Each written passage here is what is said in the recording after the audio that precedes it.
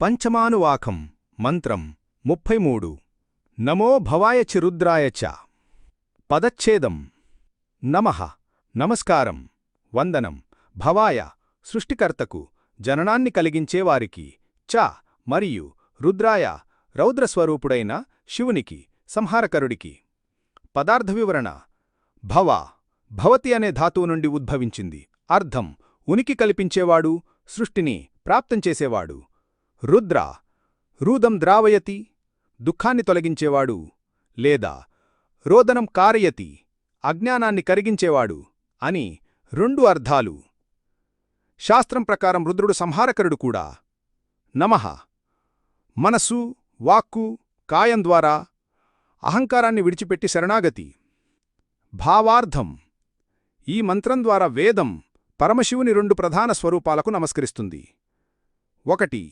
భవ సృష్టికర్తగా జీవులను ప్రాప్తం చేసేవాడు రెండు రుద్ర సంహారకర్తగా దుష్టతను నాశనం చేసేవాడు అర్థం ఓ శివ సృష్టిరూపమైన భవ సంహారరూపమైన రుద్ర మీకు నా ప్రణామాలు రహస్యార్థం తాంత్రిక దృష్టి భవ అనగా శివుని శాంతస్వరూపం సత్వగుణ ప్రతినిధి శక్తి సమేతుడు రుద్ర శివుని ఉగ్రస్వరూపం తామసగుణ ప్రతినిధి కాలరూపం ఈ రెండూ కలిసే సమగ్ర బ్రహ్మం ఉపాసనలో ఇది సృష్టిలయ సమత్వం సూచిస్తుంది నిర్మాణం చిన్నదైన ద్విపద మంత్రం నమః ప్లస్ నామద్వయం చ చ సముచ్చయాలు అనే వ్యాకరణ నిర్మాణం మంత్రంలో ద్వంద్వ సమాసముంది భవాయ చ రుద్రాయ చ ఛందస్సు అనుష్టుప్లోని ఒక పాదంగా సరిపోతుంది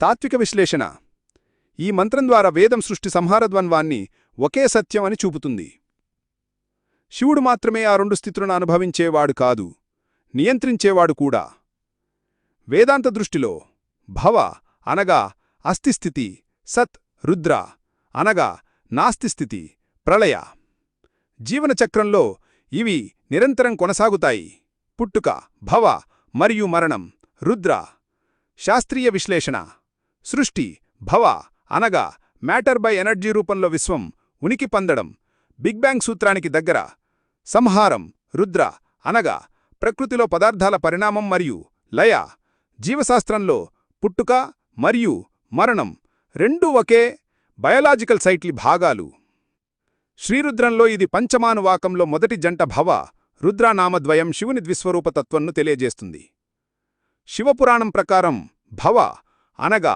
గిరిజాసహితుడి సృష్టికర్త రుద్ర అనగా కాలాగ్నిరూపుడై సంహారకర్త తంత్రశాస్త్రంలో ఇది శాంతఘోర మూర్తుల సమానాధిక్యతను సూచిస్తుంది పంచమానువాకం మంత్రం 34 నమః శర్వాయ చ పశుపతయే చ నమో నీలగ్రీవాయ చ శితికంఠాయ చ నమః కపర్దినే చ యుక్తకేశాయ చ నమః సహస్రాక్షాయ చ శతధన్వనే చ పదచ్ఛేదం నమః నమస్కారం వందనం శర్వాయ శర్వుడు అన్నింటినీ నశింపజేసే శక్తి కలవాడు చ మరియు పశుపతయే పశుపతి జీవరాశుల అధిపతి నీలగ్రీవాయ నీలవర్ణంగల కంఠం కలవాడు శితికంఠాయ తెల్లని కంఠం కలవాడు కపర్దినే జటాజుటం కలవాడు యుక్తకేశాయ తల గుండు చేసుకున్నవాడు లేదా కేశరహితుడు సహస్రాక్షాయ 1000 కళ్ళు కలవాడు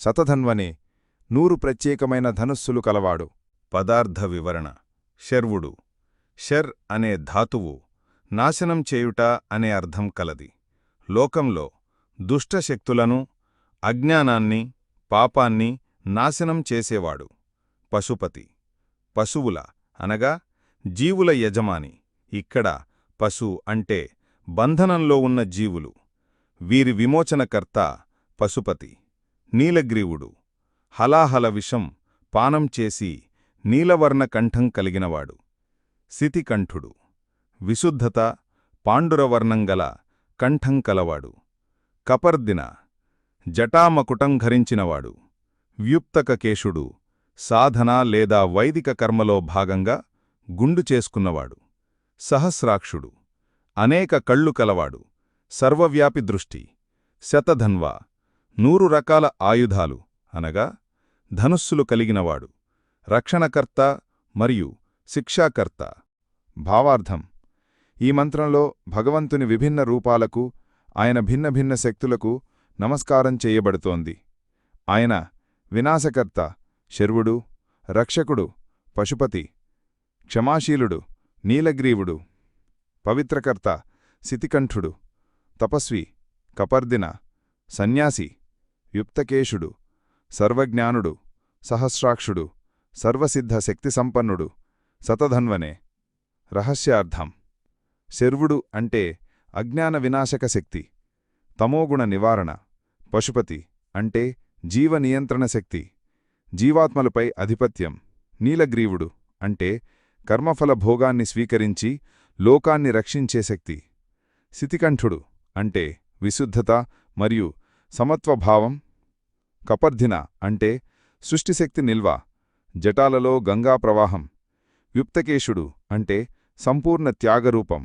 సహస్రాక్షుడు అంటే సర్వలోక దృష్టి. శతధన్వనన్ అంటే సర్వాయుధ సంపన్నుడు, ధర్మరక్షకుడు.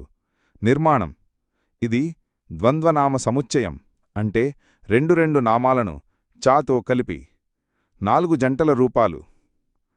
శర్వుడు పశుపతి, నీలగ్రీవుడు శితికంఠుడు, కపర్దిన యుక్తకేశుడు, సహస్రాక్షుడు శతధన్వుడు. మంత్రం నమః చా రూపంలో పునరావృతమై శబ్ద ఛందస్సుతో జపానికి, ధ్యానానికి అనుకూలంగా ఉంది. తాత్విక విశ్లేషణ: అద్వైత దృష్టిలో ఇవన్నీ ఒకే పరమశక్తి యొక్క విభిన్న స్వరూపాలు. శర్వుడు అంటే వినాశకర్త, కాని అదే వినాశం కొత్త సృష్టికి పునాది. పశుపతి అంటే నియంత్రణ, అదే సమయానికి విముక్తి ప్రసాదం. కంఠవర్ణ భేదాలు: నీలం, సితి ఇవి కర్మఫల స్వీకారం మరియు పవిత్రత మధ్య సమతుల్యతా సూచన. కేశస్థితి భేదాలు: జట, గుండు అంటే సృష్టిస్థితి, సంహారస్థితి మధ్య భేదం. సహస్రాక్షుడు శతధన్వుడు అంటే సర్వజ్ఞానత మరియు సర్వశక్తి సంకేతం.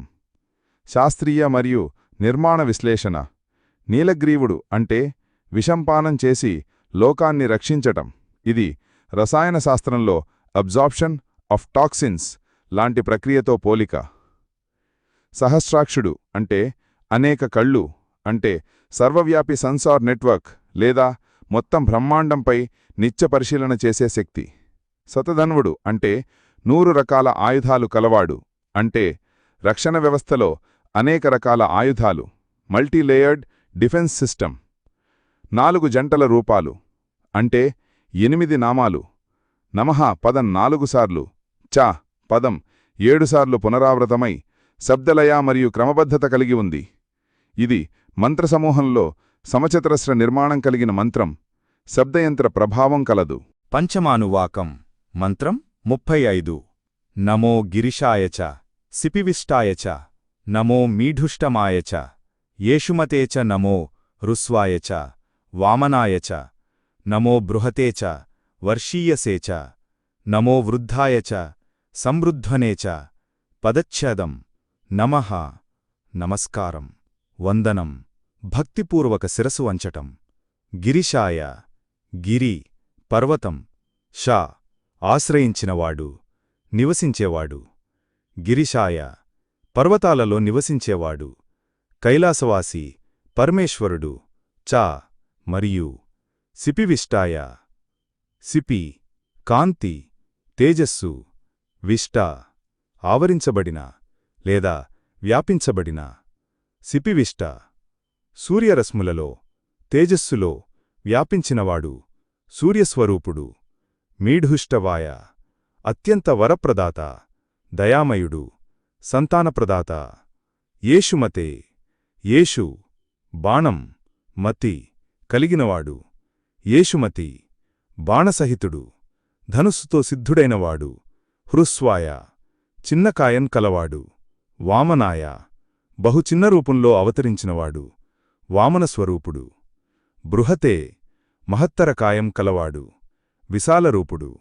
వర్షీయసై అత్యంత వయోవృద్ధుడు, కాలాతీతుడు, అనాది, వృద్ధాయ, వృద్ధుడు, జ్ఞానపరిపక్వుడు, వయస్సు, అనుభవంలో గొప్పవాడు, సమృద్ధనే, సంపూర్ణంగా వికసించినవాడు, సర్వసంపదలో, శక్తులలో వృద్ధి పొందినవాడు. పదార్థ వివరణ: నమః, వందనం, నమస్కారం, శరణాగతి. గిరిశాయ, గిరి, పర్వతం. షా, ఆద్ధామి. గిరిశ అంటే పర్వతనివాసి, హిమాలయాలలో నివసించే శివుడు. సిపివిష్టాయ, సూర్యకాంతలతో వ్యాపించిన, కాంతిమయమైన, దివ్యతేజస్సు కలిగినవాడు. మీఢుష్టమాయ, అత్యధిక కరుణతో వర్షంలా వరములు కురిపించే పరమేశ్వరుడు. యేషుమతే, బాణములు కలిగినవాడు, సంహారశక్తి కలిగినవాడు. హృస్వాయ, చిన్న రూపం ధరించినవాడు. 1 వామనాయ, బలిని జయించిన వామనావతార స్వరూపుడైన పరమాత్మ. 2 బృహతే, విశాలమైన, అనంతరూపము కలిగినవాడు. 3 వర్షీయసే, వయస్సులో, తపస్సులో, మహిమలో పెద్దవాడు. 4 వృద్ధాయ, వృద్ధుడు, అనాది పరమేశ్వరుడు. 5 సమృద్ధ్వనే, సమస్త సంపద, శక్తులు, మహిమలలో అభివృద్ధి చెందినవాడు. భావార్థం: ఈ మంత్రంలో భగవంతుని అనేక విరుద్ధ లక్షణాలు ఒకే సత్యస్వరూపంలో ఎలా ఏకమవుతాయో తెలుపుతుంది. ఆయన పర్వతాల్లో నివసించేవాడు, కాని సర్వవ్యాపకుడు. చిన్న రూపం ధరించేవాడు, కాని అనంతరూపముని కలిగి ఉంటాడు. వయస్సులో వృద్ధుడు, అయినా ఎల్లప్పుడూ నూతనుడే. సంహారశక్తి కలిగినప్పటికీ అనుకంపతో సర్వలోకానికి కరుణవర్షం కురిపిస్తాడు. రహస్యార్థం: ఉపాసనా రహస్యం. గిరిశ, శరీరము అనే పర్వతంలో కుండలినీ శక్తి శిఖరంలో నివసించే శివుడు. సిపివిష్ట, ఆత్మస్వరూపంలోని జ్ఞాన తేజస్సు. మీఢుష్టమ, అనుగ్రహశక్తి. ఇషుమతే, ఆత్మలోని వాసనలను, పాపసంస్కారాలను సంహరించే శక్తి. హ్రస్వ, వామన, సాధకుని హృదయంలో సూక్ష్మరూపంలో విరాజిల్లే పరమాత్మ. బృహత్, వర్షీయస, వృద్ధ, సమస్త విశ్వాన్ని వ్యాప్తించి కాలానికి అతీతమైన స్వరూపం. సమృద్ధ్వన, శక్తి సంపూర్ణత్వ స్థితి. నిర్మాణం: ఈ మంత్రంలో నమః చ చ పునరావృతం అవుతుంది. జోడీ రూపకాలు: ప్రతి జంటలో విరుద్ధ లక్షణాలు ఉంటాయి. గిరిశ, సిపివిష్ట, స్థిరత్వం, వ్యాప్తి. మీఢుష్టమ, ఇషుమతే, అనుగ్రహం, సంహారం. హ్రస్వ, వామన, సూక్ష్మత్వం, అవతారస్వరూపం. బృహత్, వర్షీయస, విశాలత్వం, ప్రాచీనత్వం. వృద్ధ, సమృద్ధ్వన, అనాదిత్వం, సమృద్ధి. తాత్విక విశ్లేషణ: ఈ మంత్రం అద్వైత సూత్రాన్ని తెలుపుతుంది. విరుద్ధ గుణాలు ఒకే పరమసత్యంలో ఏకమవుతాయి. శివుడు అనాది, అనంతుడు, సూక్ష్మం, స్థూలం రెండూ కలిగినవాడు.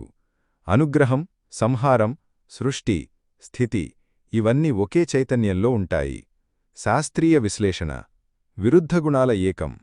ఫిజిక్స్లో పార్టికల్ వేవ్ డ్యువాలిటీలా శివుడు స్థిరత్వం, పర్వతం మరియు వ్యాప్తి, కాంతి రెండూ కలిగి ఉన్నాడు. సూక్ష్మస్థూల ఏకం. క్వాంటం లెవెల్లో ఉన్న కణం మరియు మ్యాక్రో లెవెల్లో ఉన్న గ్రహం ఒకే యూనివర్సల్ లాకి లోబడినట్లు. అనుగ్రహ సంహార సమతుల్యం.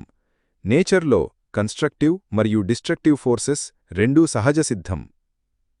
శాస్త్రోక్త పరమార్థం: శివసూత్రాలు, జ్ఞానంబంధ, శక్తిచక్ర సంధానం. శివుని అనేక స్వరూపాలను ధ్యానించడం ద్వారా సాధకుడు ఆత్మజ్ఞానానికి చేరుతాడు. వేదాంతం: సత్యం, జ్ఞానం, అనంతం బ్రహ్మ. శివుడు ఈ 3 లక్షణాల సమగ్ర స్వరూపం. తంత్రం: ప్రతి విరుద్ధ జంట ఉపాసనలో 2 నాడుల సమతుల్యం ద్వారా సుషుమ్నా ప్రవేశానికి సూచకం. పంచమానువాకం మంత్రం 36 నమో అగ్రియాయ చ ప్రథమాయ చ నమ ఆసవే చాజిరాయ చ నమః శీఘ్రియాయ చ శీభ్యాయ చ నమ ఊర్మియాయ చావస్వన్యాయ చ నమః శ్రోతస్యాయ చ దీప్యాయ చ. పదచ్ఛేదం: నమః నమస్కారం, వందనం. అగ్రియాయ అగ్రస్థుడైన వారికి, ముందున్నవారికి. చ మరియు ప్రథమాయ మొదటివారికి, ఆదిగా ఉన్నవారికి. ఆసవే వేగవంతుడికి, ఆజిరాయ, శీఘ్రగామికి, త్వరగా చేరేవారికి, శీఘ్రియాయ, వేగవంతునికి, శీభ్యాయ, కాంతివంతుడికి, ఊర్మియాయ, అలల స్వరూపుడికి, సముద్ర తరంగముల వంటి శక్తిగలవారికి, ఆవస్వన్యాయ, శబ్దరూపునికి, ఘోషముల స్వరూపుడికి, శ్రోతస్యాయ, ప్రవాహస్వరూపుడికి, ద్వీప్యాయ, ద్వీపాలలో ఉన్నవారికి, ప్రకాశవంత ద్వీపరూపుడికి. పదార్థ వివరణం. అగ్రియాయ, శివుడు సృష్టిలో అగ్రస్థానంలో ఉన్నవాడు, సర్వాధిపతి. ప్రథమాయ, కాలానికి అతీతుడై మొదటివాడిగా ఉన్నవాడు. ఆసవే, చైతన్యశక్తిని వెంటనే ప్రసాదించే స్వరూపుడు. ఆజిరాయ, భక్తుని పిలుపుకు తక్షణం స్పందించేవాడు. శీఘ్రియాయ, దైవకృపను వేగంగా ప్రసాదించేవాడు. శీభ్యాయ, ప్రకాశం, కాంతి, శోభ కలవాడు. ఊర్మియాయ, సముద్రపు అలల వంటి చలనశీల శక్తి స్వరూపుడు. ఆవస్వన్యాయ, శబ్దబ్రహ్మస్వరూపుడు, నాదరూప పరమేశ్వరుడు. శ్రోతస్యాయ, గంగా, యమునా వంటి పవిత్ర నదుల ప్రవాహరూపుడు. ద్వీప్యాయ, జ్ఞానద్వీపరూపుడు, చీకటిని తొలగించే కాంతి. భావార్థం. ఈ మంత్రం ద్వారా శివుణ్ణి సృష్టిలో మొదటివాడిగా, వేగవంతుడిగా, కాంతి, జలప్రవాహం, శబ్దం, అలలు, ప్రకాశం వంటి సమస్త ప్రాణశక్తులలో విస్తరించిన స్వరూపంగా వందనం చేస్తున్నారు. విశ్వంలోని ప్రతి చలనం, ప్రతి కాంతి కిరణం, ప్రతి శబ్దతరంగం, ప్రతి జలప్రవాహం అన్నీ పరమశివుని విభూతులే అని ఈ మంత్రం బోధిస్తోంది. రహస్యార్థం. తాంత్రిక, యోగదృష్ట్యా. అగ్రియ, ప్రథమ. శివుడు ఆదిశక్తితో కలిసి సృష్టి మొదలైన బిందురూపుడు. ఆశవ, ఆజిర, శీఘ్రియ. ప్రాణశక్తి నాడులలో వేగంగా ప్రవహించేది ప్రాణవాయువు. ఇది కుండలినీ శక్తిని పైకి నడిపిస్తుంది. శీభ్య, సహస్రారంలో వెలిసే జ్ఞానకాంతి. ఊర్మ్య, కుండలీనీ ప్రబోధంలో వచ్చే స్పందన తరంగాలు. ఆవస్వన్య, ఓంనాదరూపశబ్దబ్రహ్మ. శ్రోతస్య, ద్వీప్య, ఇడ, పింగళ, సుసుమ్నా నాడులలో ప్రవహించే శక్తి ప్రవాహాలు మరియు జ్ఞానప్రకాశం. నిర్మాణం. ఈ మంత్రం 5 జంటల నామములు కలిగి ఉంటుంది. ప్రతి జంటలో 2 విరుద్ధ లేదా పరస్పర పూరక లక్షణాలుంటాయి. 1 అగ్రియ, ప్రథమ, ఆదిత్వం. 2 ఆశవ, ఆజిర, వేగం. 3 శీఘ్రియ, శీభ్య, చలనం, కాంతి. 4 ఊర్మ్య, ఆవస్వన్య, జలతరంగం, శబ్దం. 5 శ్రోతస్య, ద్వీప్య, ప్రవాహం, స్థిరమైన కాంతి. తాత్విక విశ్లేషణ, శాస్త్రీయ దృష్టి. భౌతిక శాస్త్రం. ఈ మంత్రంలో వర్ణించిన లక్షణాలు చలనం, వేగం, కాంతి, శబ్దం, జలతరంగం ఇవన్నీ ఎనర్జీ ఫార్మ్స్. ఇవి భౌతిక శాస్త్రంలోని kinetic energy, wave motion, light, sound సిద్ధాంతాలకి దగ్గరగా ఉంటాయి. గణితం. ప్రవాహంను గణితంలో కంటిన్యూయిటీ ఈక్వేషన్ ద్వారా వివరిస్తారు, తరంగాలను వేవ్ ఈక్వేషన్స్ ద్వారా. జీవశాస్త్రం. ప్రాణవాయువు, రక్తప్రసరణ, నాడీ సంచారము వంటివి ఈ మంత్రంలో చెప్పిన వేగం, ప్రవాహం, శబ్దం, కాంతి అన్న భావాలకు జీవశాస్త్రీయ సమాంతరాలు. శాస్త్రోక్త దృష్టి. ఋగ్వేదంలో అగ్ర మరియు ప్రథమ అనే పదాలు సృష్టికర్తకు వాడబడ్డాయి. శివపురాణంలో శివుని నాదబ్రహ్మ, జలతరంగ, జ్యోతిస్వరూపుడిగా వర్ణించబడింది. తైత్తిరీయ ఆరణ్యకంలో కాంతి, శబ్దము, జలము ఇవన్నీ పరబ్రహ్మ విభూతులుగా చెప్పబడ్డాయి.